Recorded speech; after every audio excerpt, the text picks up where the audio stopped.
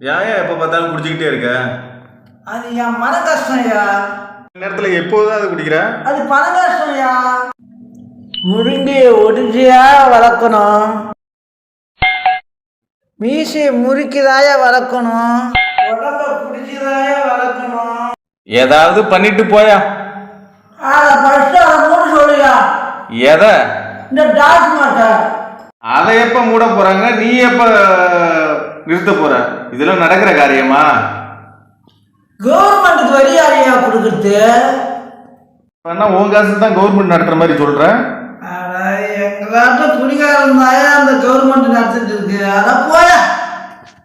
அன்னத்தை தொட்ட கைகளினால் மது கிண்ணத்தை இனி நான் தொடமாட்டேன்.